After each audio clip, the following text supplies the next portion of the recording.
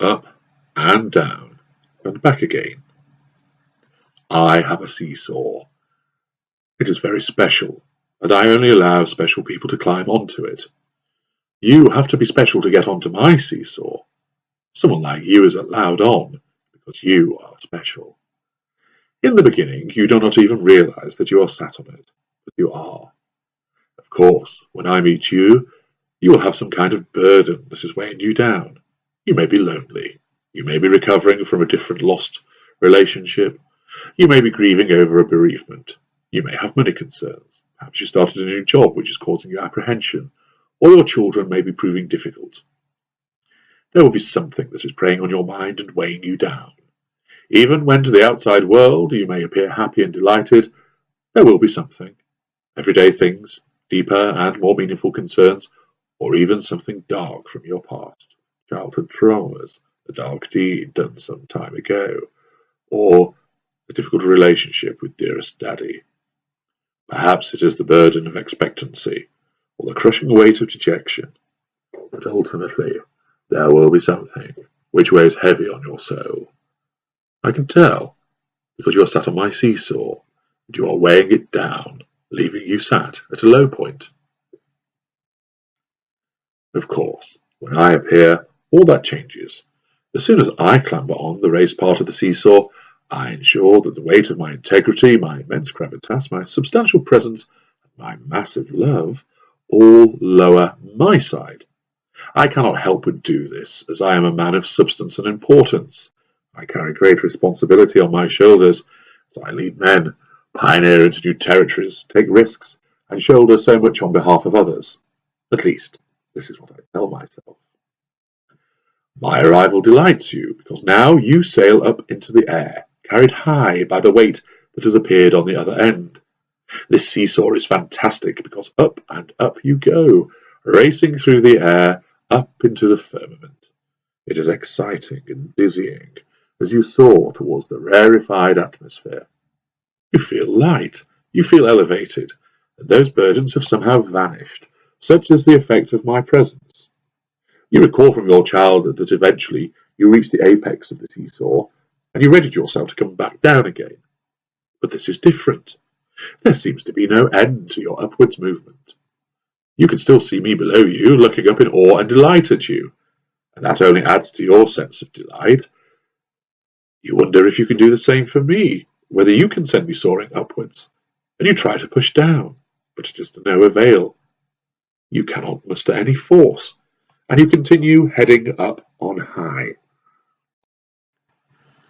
I watch you soar, and your smiles, laughter, and praise for my wonderful seesaw pleases me. So I allow you to continue with your ascent. Your exhortations of thanks for this wonderful ride shower down on me, and I accept it all with gratitude. Still, what goes up must invariably come down, and with a violent application of force, I begin to shoot upwards towards my rightful place above you. You are suddenly falling. Your descent is rapid and sudden, and it is unpleasant. You can see the earth racing up to meet you, and your screams come loud and long. I laugh at your distress, and cause the seesaw to move even more violently as I soar upwards and you plummet. You now see me ahead of you, smiling and laughing as if nothing is wrong, and confusion grips you. Why are you going down now? Why is it happening so fast? I pass you and wave as you grip onto the seesaw, bracing yourself for the impact, terror and dread wrapping around you. You see me now above you as you close your eyes and then wait for that sudden thud as you hit the ground once more, but it never comes. You are just above the ground, way below me, as you hear me pouring scorn on you from my elevated position. It seems so odd. I am no further away from you than when we got on this seesaw, yet I seem so distant, so far away, that you struggle to even recognize whether it is me anymore. You don't like being down here. It feels horrible. You want to climb once again, and so you push hard with your legs in order to gain some purchase that will send you up and me down, but nothing happens. You shove again, but there is no response. I'm calling to you. My cat calls, drifting down to you. as you repeatedly try and force the seesaw upwards, but it is to no avail. Tears of frustration gather in your eyes as you push and pull at the seesaw, but nothing happens. And then, without warning, you feel a lurch, and you start to climb again. The relief washes over you, and you blink away the tears as that sensation of joy and delight begins again.